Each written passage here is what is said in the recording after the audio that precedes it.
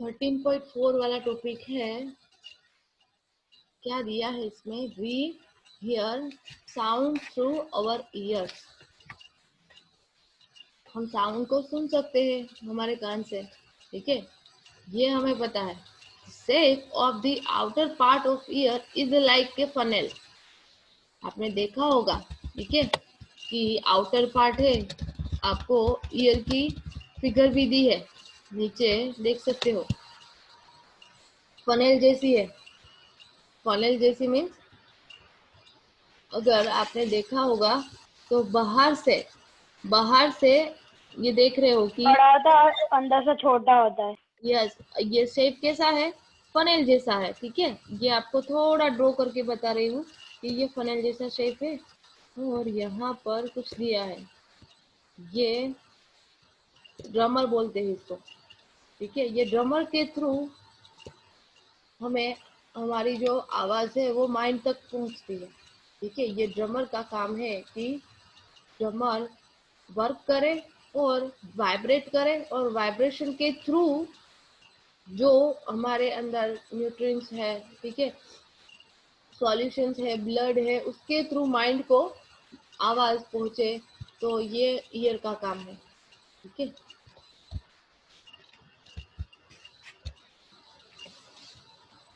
When sound enter it, it travel down a canal at the end of which a thin membrane is stretched tightly.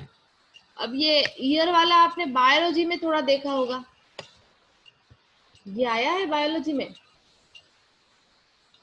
नहीं आया है, पहली बार आया है? नहीं मैम, नहीं आया,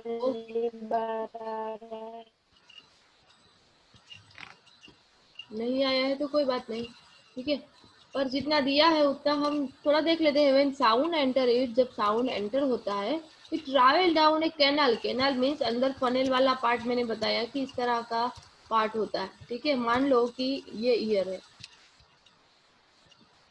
जब एंटर होता है मीन्स इसलिए कैनाल वर्ड यूज करा है। विच ए थीन मेम्ब्रेन इज स्ट्रेच्ड टाइटली। अब लास्ट में एक मेम्ब्रेन दी है ईयर में, ठीक है। जब कोई आवाज जोर से आती है तब उसका उसकी मूवमेंट है वो टाइटली होगी, या तो कोई आवाज स्लोली मिल रही है तो ईयर को, तो ये मेम्ब्रेन है उसकी मूवमेंट स्लोली होगी। It is called the ear drum. ये मेम्ब्रेन है, उसका नाम है ear drum. It perform an important function. To understand what the eardrum does, let us build a tin can model of the eardrum. अब ये model आपको बताया है, जैसे मैंने पहले बता दिया है, ठीक है। ये आपको समझना है कि ईयरड्रम कहाँ पर होता है। तो जस्ट एंटर होता है आवाज हमारी। मैम कांच का पर्दा। यस, पर्दा बोलते हैं हम, या तो ईयरड्रम बोलते हैं, या तो मेम्ब्रेन बोलते हैं, ठीक है। ये येलो वाला पार्ट आप देख रहे हो, इसका काम है, वो इम्पोर्टेंट है सबसे ज्यादा, ठीक है। वही काम मैम बहुत पतला आता है। बहुत पतला आता है। मैं कागज से भी बहुत पतला आता है। बहुत पतला आता है। The ear drum is like a stretched rubber sheet. Ear drum है वो किसके जैसा होता है? उसका मटेरियल किसका उसका वर्क कैसा होगा? तो जैसे रबर शीट वर्क करती है, कि रबर शीट को आप खींचते हो तो क्या होता है, वो पहले तो स्ट्रेच होगी, ठीक है, टाइट। वो उसको पकड़ेंगे तो पहले स्ट्रेचिंग करेंगे तो डायरेक्ट वो खींच हम उसको खींच सकते हैं, और अगर उसको रख देते हैं तो कंटिन्यूस उसमें हमें देखने को मिलता है, तो देखने को मिलता है कि वाइब्रेशन हो रहा है, ठीक है। सेम यहाँ पर ईयर ड्रम में होगा कि जैसे ही ईयर में साउंड एंटर होगा तो ये ईयर ड्रम है वो कंटिन्यूस वाइब्रेशन फॉर्म में आएगा, और जितना साउंड उसको मिलता है, जितना साउंड उसको मिलता है जिस फ्रीक्वेंसी में मिलता है, ठीक है, उसके अकॉर्डिंग उसका वाइब्रेशन होगा। अगर लाउडली कोई बोलता है, या तो कोई म्यूजिक ऐसा सुन रहा है, ठीक है, ईयर के थ्रू ये म्यूजिक कोई ऐसा सुन रहा है और इतना लाउडली सुन रहा है, तो ईयर ड्रम है उसकी मूवमेंट ज्यादा होगी, वाइब्रेशन भी ज्यादा होगा। The ear drum send vibration to the inner ear. अब ये ईयर ड्रम है वो क्या करता है, वाइब्रेशन, अपना वाइब्रेशन है वो इनर ईयर है उसको सेंड करता है। अब वो कैसे करेगा, तो वो तो अंदर आप देख रहे हो कि ये सारा जो दिया है डायाग्राम वो ईयर का है, ठीक है, ये बाहर वाला ईयर है, ठीक है, ईयर ड्रम वाला, और ये इनर पार्ट वाला है, ठीक है। तो आप देख सकते हो कि वाइब्रेशन होगा पर वो इनर ईयर को सेंड करेगा, और इनर ईयर में क्या होता है कि उसमें न्यूट्रिएंट्स होता है, ब्लड होता है, सॉल्यूशंस होता है, तो वो सारा कोई वेन के थ्रू हमारे माइंड पर जाता है और हमें वो एक्सप्लेन करने में कामयाब रहता है कि जो भी साउंड आए तो वो क्या कहना चाहता है, वो सारा हमें माइंड के थ्रू पता चलता है। The eardrum, okay, from there the signal does to the brain, that is how we hear। तो माइंड को ये साउंड मिलता है और इससे हमें पता चलता है कि बाहर से आवाज आती है तो हमारे माइंड तक कैसे पहुंचती है, तो किसके थ्रू, एक ईयर के थ्रू पहुंचती है। और ईयर में भी पहले बाहर वाला जो पार्ट है, आउटर ईयर है, जिसमें ये ड्रमर टाइप का दिया है, ठीक है, ये ड्रमर टाइप का दिया है, उससे मेम्ब्रेन है, उससे पता चलता है कि आवाज कितनी ज्यादा आई है, कितनी कम आई है, वाइब्रेशंस होता है, तो वाइब्रेशन की वजह से वो इनर ईयर को सारी इंफॉर्मेशन सेंड करता है और इनर ईयर फाइनली माइंड को सेंड करने में हेल्प करता है। नेक्स्ट है 13.5, amplitude, time period and frequency of a vibration. ये वर्ड भी आपने आई थिंक थोड़ा मैंने बताया है एम्पलीट्यूड के बारे में। फ्रीक्वेंसी क्या है, फ्रीक्वेंसी 7th स्टैंडर्ड में आ गया है फ्रीक्वेंसी वाला। यस, नहीं पढ़ा है। पहली बार सुन रहे हो ये फ्रीक्वेंसी? यस, नाम पहली बार सुना, मतलब नहीं पता। नहीं पता है, okay. We have learnt that the to and fro motions of an object is known as vibration। अब हमें इतना पता है वाइब्रेशन क्या है कि कोई एक ऑब्जेक्ट कोई एक जगह से दूसरी जगह पर जाता है। मान लो कि ये वाला ऑब्जेक्ट है, ठीक है, उसको हम थोड़ा हिलाएंगे, थोड़ी मूवमेंट देंगे, तो मान लो एक टाइम पर वो यहाँ पर आया, और मूवमेंट उसकी किस तरह से होगी, नीचे से हम इस तरह से हिलाते हैं कि मूवमेंट उसकी इस तरह से होगी, मीन्स ये वाइब्रेशन फॉर्म में होगी, ठीक है, क्या उसको बोलते हैं ऑसिलेशन मोशन, ठीक है। 1 सेकेंड में वो यहाँ पर आता है और दूसरी सेकंड पर वो यहाँ पर आता है, फिर से वो 3rd सेकंड में यहाँ पर आएगा और 4th सेकंड में वो इस जगह पर आएगा, ठीक है। तो ये कंटिन्यूअस मोशन है, ये मोशन है उसको क्या बोलते हैं, ऑसिलेशन मोशन। पर कब तक ऑसिलेशन होगा, हमने जितना उसको वर्क उस पर करा है उतना ऑसिलेशन होगा। पर ऑसिलेशन का एक बेनिफिट ये है कि आप एक बार उस पर वर्क कर देते हो, मीन्स एक बार उसको हिला देते हो, तो कंटिन्यूअस उसमें चालू रहता है ऑसिलेशन, ठीक है, उसकी मूवमेंट कंटिन्यूअस चालू रहती है जब तक हमारी जो इफेक्ट है, हमने उस पर वर्क करा है, वो इफेक्ट ना जाए तब तक वो चालू रहेगा, और after that it will stop it's motion.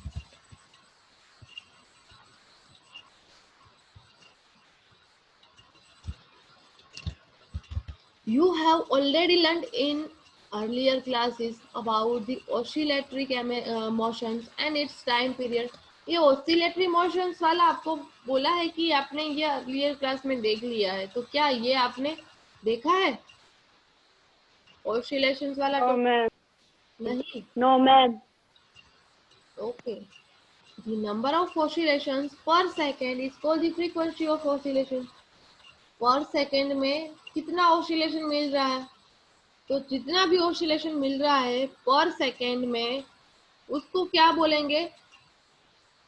Frequency. उसकी फ्रीक्वेंसी कितनी है? हम बोलते हैं कि भाई एक सेकंड में ये ऑब्जेक्ट है, उसकी मूवमेंट यहाँ थी, इस जगह पर थी, मैंने जैसे नीचे ये वाला बताया, ठीक है। और दूसरी सेकंड पर वो कोई दूसरी पोजीशन लेता है, फिर से वो वही पोजीशन पे आता है तीसरी सेकंड पर, तो ये क्या हुआ? एक टाइप की फ्रीक्वेंसी है, ठीक है। उसको हम फ्रीक्वेंसी बोलते हैं कि पर सेकंड में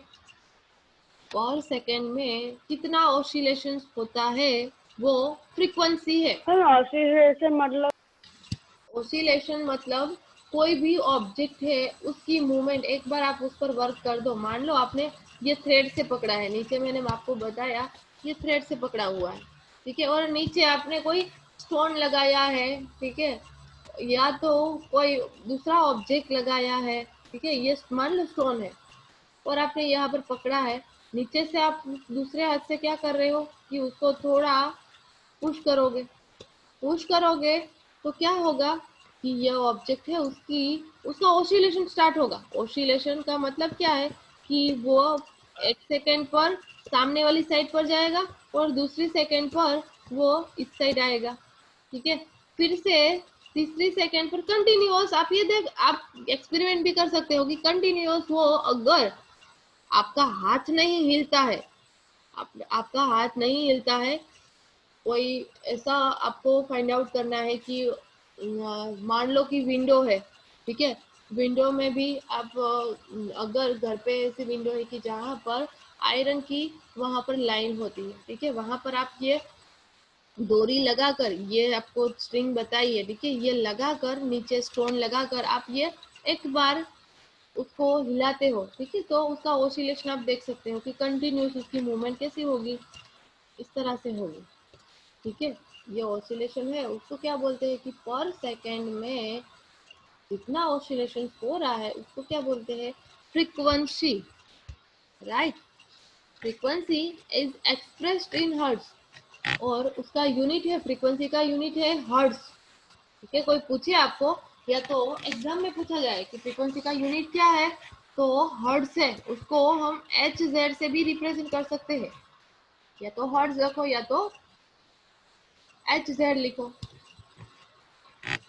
A frequency of 1 hertz is 1 oscillation per second. Frequency क्या है?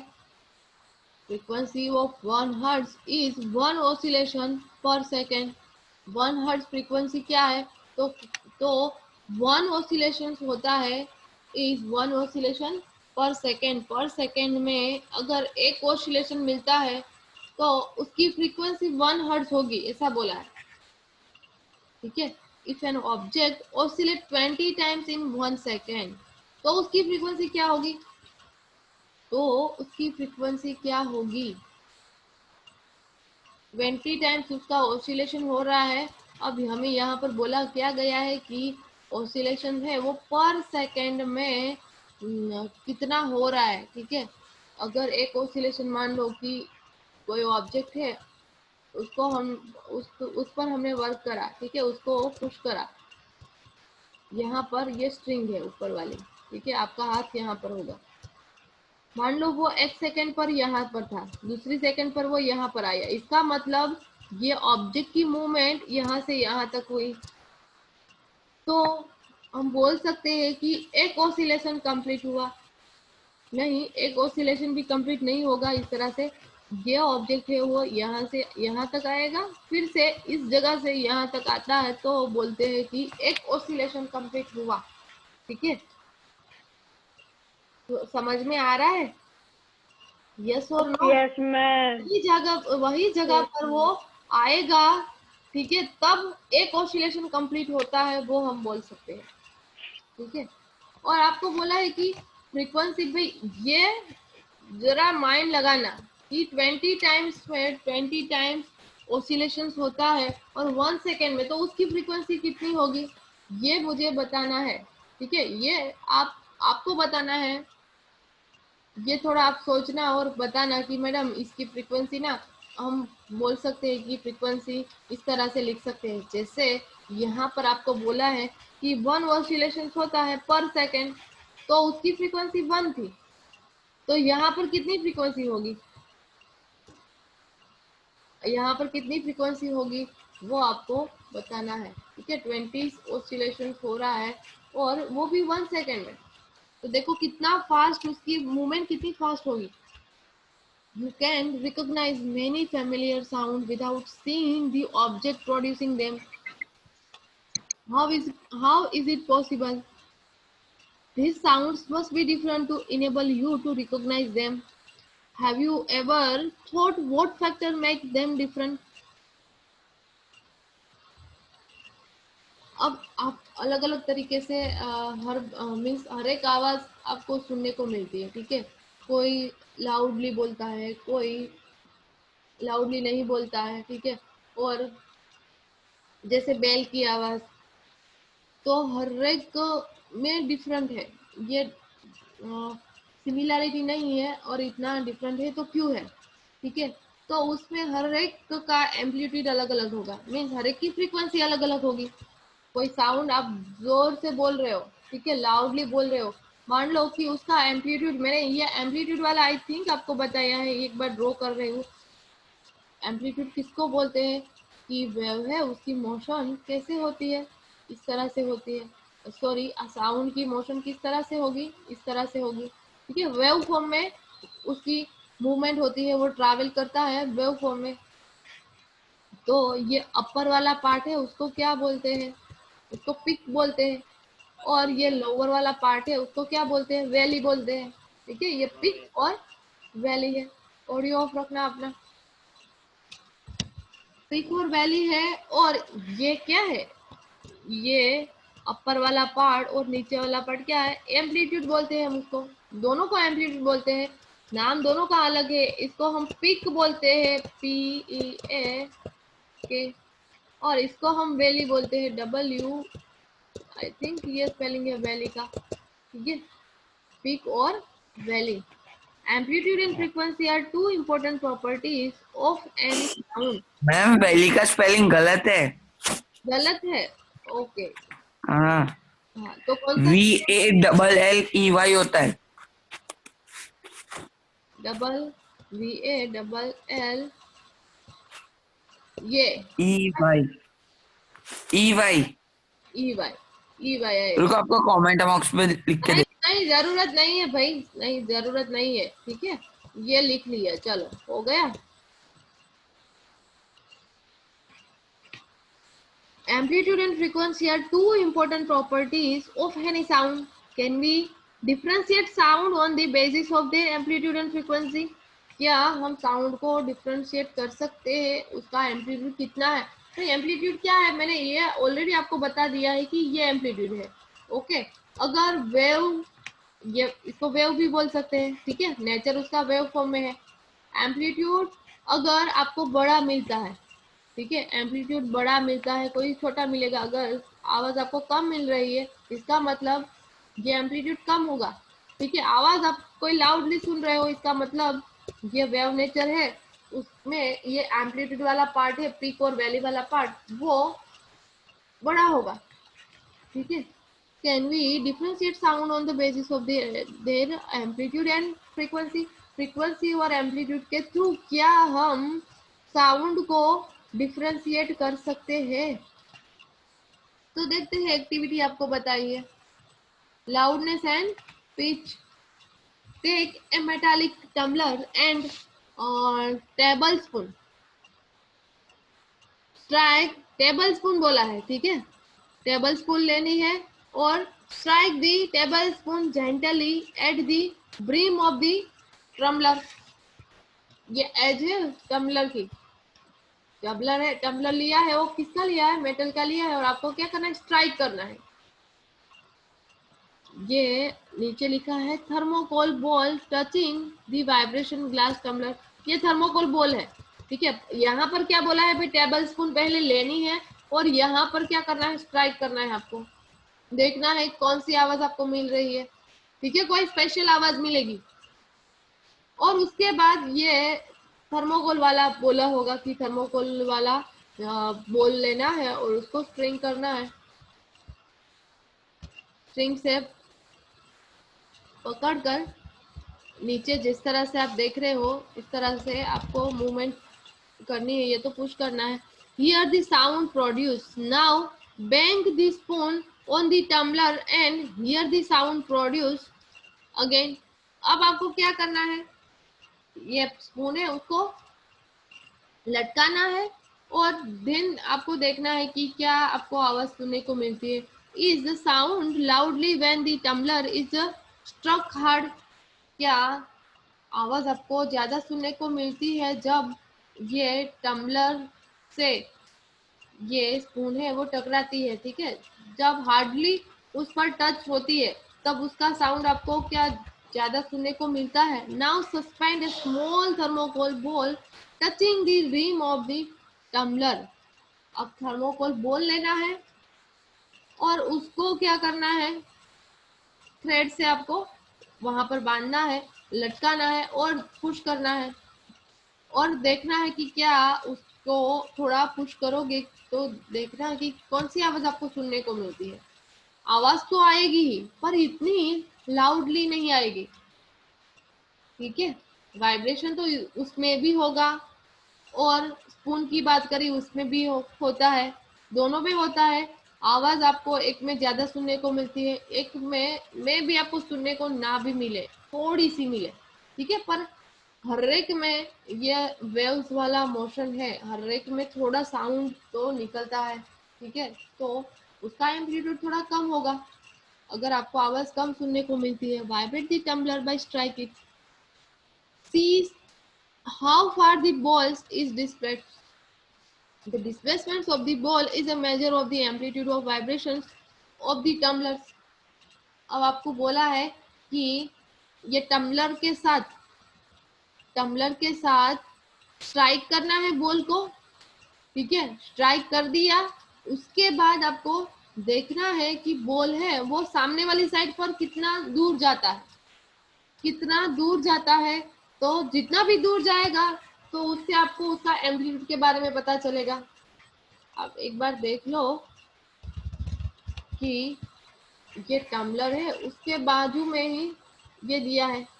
ठीक है, मान लो कि आपने एक बार स्ट्राइक करा, ठीक है, ये थर्मोकोल बॉल है मान लो, और स्ट्राइक करा उसके बाद वो यहाँ पर आया। ठीक है, एक यहाँ से आपने क्या करा है, पुश करा है। ठीक है, वो आ गया इस साइड, क्योंकि टम्बलर है वो एक क्या मिला उसको, रेजिस्टेंस मिला। ठीक है, तो वहां से वो टकराया और फिर से सामने गया, ये वाली पोजीशन ले ली, फिर से वो क्या करेगा, इस साइड जाएगा, फिर से वो इस साइड जाएगा। ठीक है, तो इसकी भी कोई मूवमेंट है, ये भी कंटिन्यूअस ऑसिलेशन करता है। जितनी उसकी उसकी कैपेबिलिटी होगी, ये थर्मोकोल पी से उसकी कैपेबिलिटी होगी उसका उतना ऑसिलेशन होगा। ठीक है, ऑसिलेशन तो इसमें भी होगा।